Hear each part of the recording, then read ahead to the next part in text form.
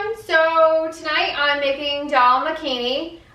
It's brown lentils and dark kidney beans, like you saw in the little photo there, and coconut milk with tomatoes and curry and ginger and chili powder. So I'm gonna get us started. I am gonna turn on the oven stove. I turn into my husband when he says that. I'm gonna put it on low just because I'm gonna get the butter going now. So I've put the recipe in the description in the bottom, and it's courtesy of BBC Food. I follow them on Instagram, and this is where I got the recipe from. Like a lot of my dishes, I started doing them during quarantine, at least these ones that are a bit more creative. And if they're a little too out of reach, what you think you might be able to accomplish, don't think that way.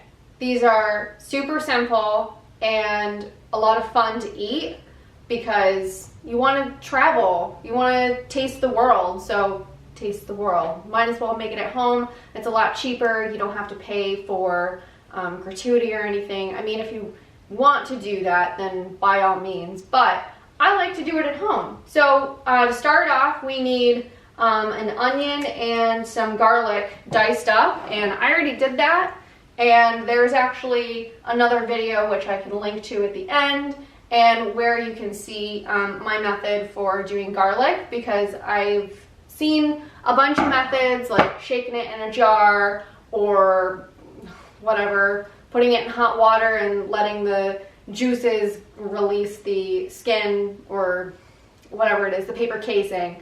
And my way is just to smack it and get all your crushing out in the kitchen. So I'll put a link to that, and I've already done up the onion too to save us some time. Now the butter, this recipe is in grams versus ounces because it's British. I mean, good things are. But they do say 2.5 ounces of butter, and I already knew that I had half of this stick of butter. I used it for the granola, which you probably saw in another video, and I use the unsalted. That way I can add as much or as little salt as I'd like to my dish. I'm just going to turn that down so I don't blow up. And so I'm just going to put this in half and then stick it on the old cast iron that I love. Now, if you don't have a cast iron, that's totally fine. I love mine. It's definitely paid for itself. And we're gonna save the rest of this butter because we'll just use it later on in the recipe. There's a little fun bit there. So melt this down, and then we'll add in the onion and garlic. And this recipe does call for ginger paste. Now, I typically have that in my fridge.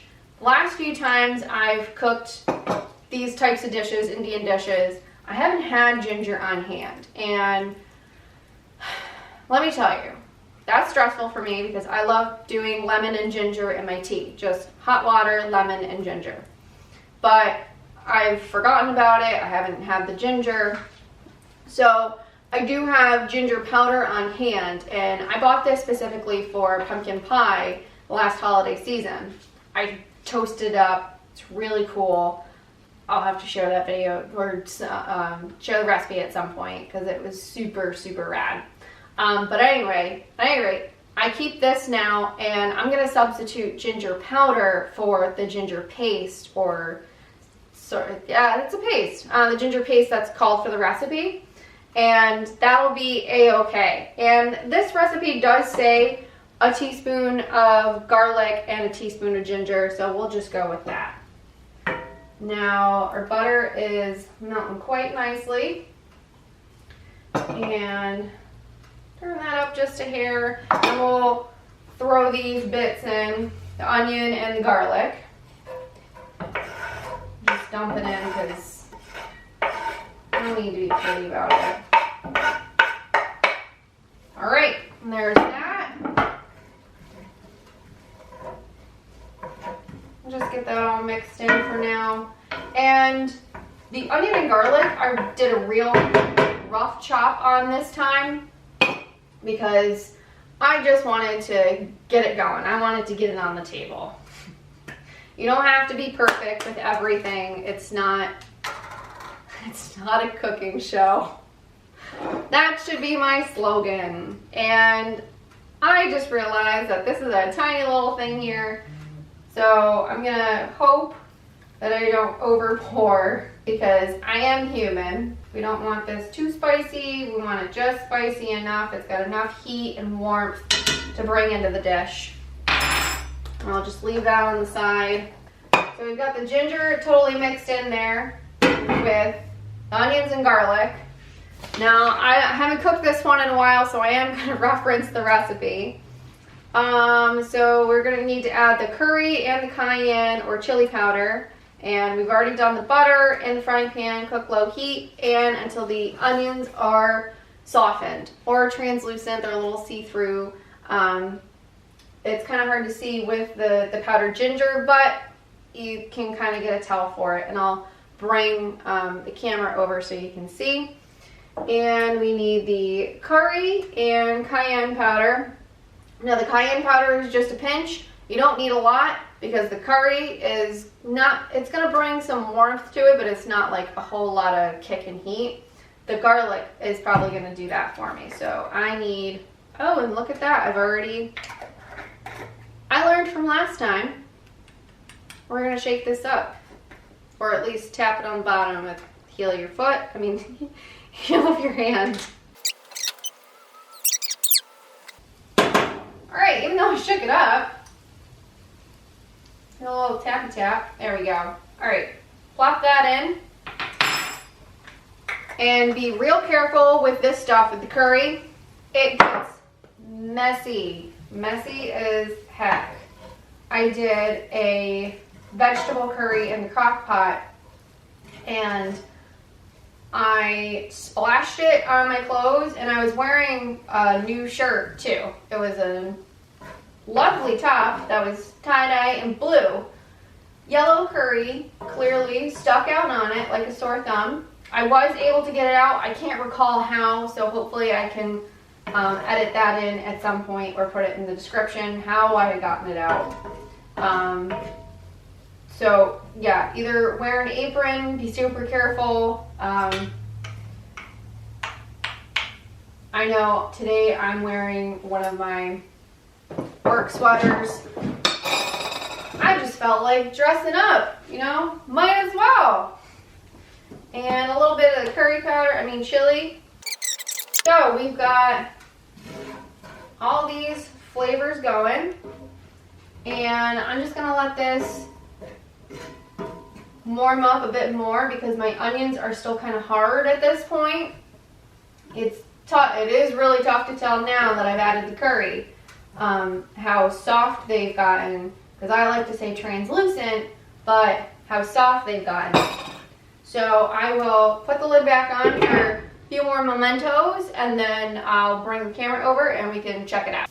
All right, so we're back and we're taking a look at the onions, garlic, ginger powder, and curry and chili. And I really wish this could be smelled through whatever device you're watching this on, because it's heckin' good. Oh my gosh, the warmth of the curry, it's just so welcoming, and it's making me salivate right now. Like, when I took off the lid, I was like, oh my gosh, that's so amazing. And honestly, it's just those simple ingredients. It's nothing fancy, to be honest. Like, I didn't do any real tricks. This is what it is. You see it, and when you put it in your own frying pan at home, you're gonna be like, what?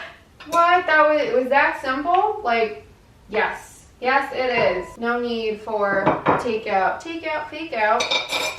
All right, so we're back in action, and we're going to pour the coconut milk and the tomatoes, into our pan here, and I already opened my can of tomatoes, and we're just gonna whoop that right in. And you can hear a little bit of the sizzle. And all my cans, I tried kind of hard. I should have shaken this up. I'm just gonna tap it over here. And the cans I like to try to get with the pull tab if I can, just because our can opener is not the greatest thing. So yeah, pro tip, try to remember to shake your coconut milk because it settles. Oh, this one didn't really seem to settle all that oddly. That's fantastic. Wow, never have had that happen before. All right, so, oh, and I didn't grab salt and pepper. Shame on me. I've tried to keep everything right here so I'm not racing around. Well, let's just give this a stir.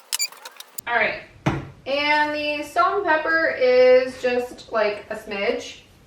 And like you've seen me use, I've got this giant thing, and I've literally got just that tiny bit much. And that's probably, if you're gonna be accurate about it, maybe just a quarter of a teaspoon. Probably just a pinch that you need.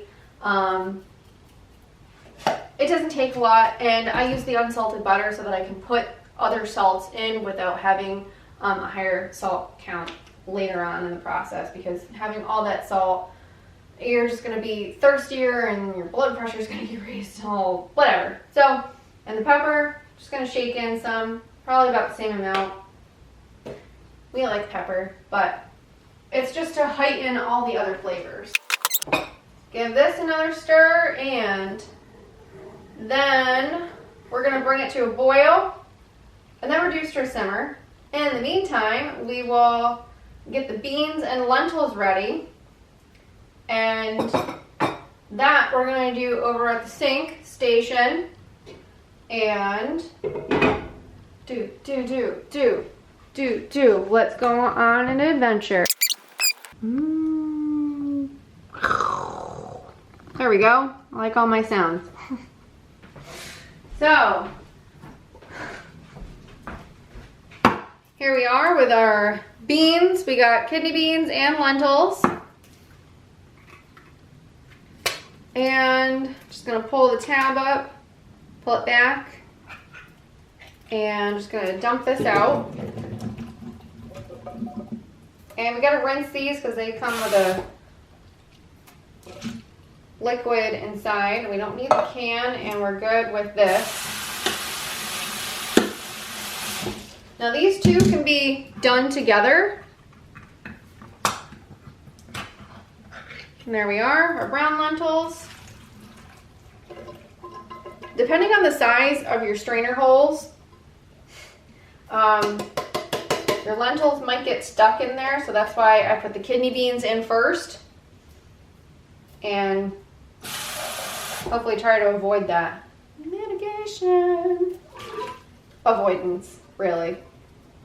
There we are. And we'll just give these another little rinse. I'll leave these to sit and drain for a moment more. So now we're back at the main station. Choo-choo, coming into Flavor Town.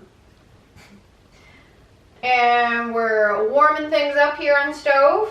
I didn't forget to turn it up to medium because we got to get that to a boil and then reduce to a simmer.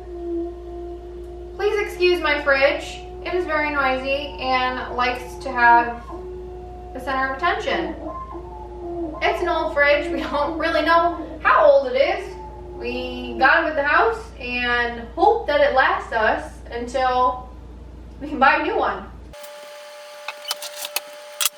I'm just gonna bring the beans on over and leave those on a plate for right now. That way they don't get gross all over my table.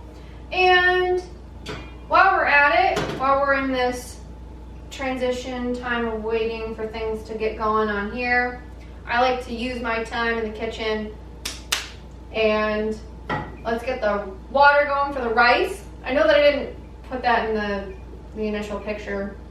But I do serve this with rice. I typically try to serve it with jasmine and quinoa. I think that's the combination, but this time I ended up getting red and wild rice with jasmine, and it'll be fine. I mean, rice is rice sometimes, in my opinion, because I never really see a difference in it. But again, that's something that I'm still learning, and I am really excited about it because I love rice. So according to this one, we need 1/3 cup water and then 1 package of rice. So that'll be super easy. And I've got this lovely giant Pyrex that I can fill up magically 1/3 cup water. So we're gonna wait for that to boil. We're gonna wait for this to boil. And ooh, good things are happening. We're getting some boil going on here. All right. So now we've got this boiling. We need to turn it down to low and add in, oh, the beans. Oh my goodness. Wow. Don't mind me. So we're going to add in our beans. There we are. And give this another stir. Now, if you wanted to make this dish dairy-free, because I like to try to go for dairy-free dishes, you can substitute the butter for maybe ghee. Fairly certain that's dairy-free, or dairy-free butter if you can find that in your grocery store. I thought this was dairy-free because it calls for coconut milk, but all the butter irritates me, and I'm lactose intolerant. I don't like to talk about it all the time. I just like to make dairy-free stuff and avoid everything as much as possible. So, yeah, dairy-free butter or possibly ghee. I'll have to do some research on that. But yeah, so this is not a dairy-free dish, my friends. And we've got this going on here. And, oh, the rest of the butter. The remaining butter. And we already did 2 ounces from before. And we're just going to plop the rest of this in. Boop. And what the extra butter is doing at this point in the recipe or in the dish is that it's going to thicken the sauce, because right now it's kind of runny with the tomato juice, the tomatoes and the juices being added in, and there was maybe a little bit of water left on the beans. So it's a little thin right now. And what the butter is going to do in this second step is to thicken the sauce and make it creamier. Kind of like if you were making an Alfredo, you add in the butter and cheese and that melds together. And even though there isn't any cheese in this dish, the beans breaking down act as the emulsifier, if you will, and making it a richer sauce. So there we are. And that's not all that difficult. I mean, it's a little intimidating using some flavors that you might not have used in the past, like me. I had never used curry until last year. I never used garam masala, which was in the Hana masala. I would have never thought to use these things before. They weren't in my pantry. I didn't want to spend the money. I was afraid that if I didn't like the dish, then I had just wasted all of the money and that whole spot in the cabinet for a seasoning that is never going to get used again. But, you know, you got to take a risk, and you got to be willing to go on an adventure. And the last year I've been taking a lot of risks, this being one of them, and this being one of them. So thank you for going on this journey with me. Thank you, food, for being made, I guess, by me. You don't really have a choice, but thanks. And look, our water is boiling. So I'm going to turn that down to low.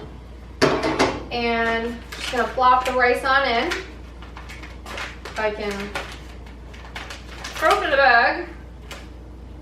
Fantastic. It only opened this tiny little bit. Be-doo, be-doo, be-doo. All right. Dump that in. And it says it cooks in about 15 minutes, so that will be hopefully enough time. I'm pretty certain that's gonna be enough time for the rest of the flavors to come together in our main dish. And I need to grab a clean spoon for the rice. You gotta stir that in. So we're just gonna wait for this to come together and we'll be back. I don't have anything else right now. I'm all done. I gotta clean up some. You don't wanna see that, it's boring. So we're back and it's been about 15 minutes, I wanna say, maybe a little bit longer. I was listening to some music. So we've still got this going. It's not a boil, but it's definitely cooked down. And you can see that the sauce has gotten richer. Maybe not as thick as it's gotten in the past, but you know what? Hey, that's the beauty of cooking. It's not always gonna come out the same exact way every time. But you know, that flavor is gonna be on point. So let's just leave it at that. And our rice is done. Kind of dark in there, but the rice did finish. It plumped up and it's quite beautiful.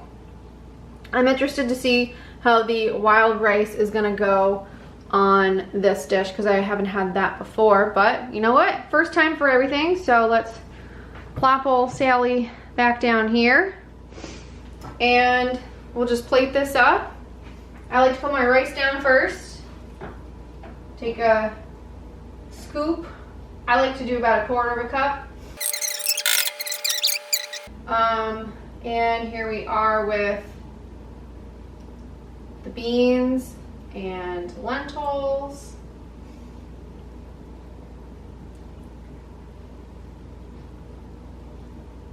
And there we are. There was Dal Makhani, and I'm really sorry if I butchered the name.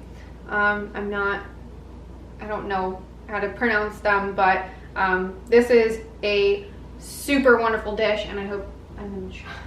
A super wonderful dish. It's definitely a great alternative to meat if you're trying to find some other options. The beans and the tomatoes make a really great dish. Something that's going to be well-rounded and beneficial for protein and fiber, and definitely be careful the next day. You might have some farts with all the beans, but it's just like if you're going to eat chili.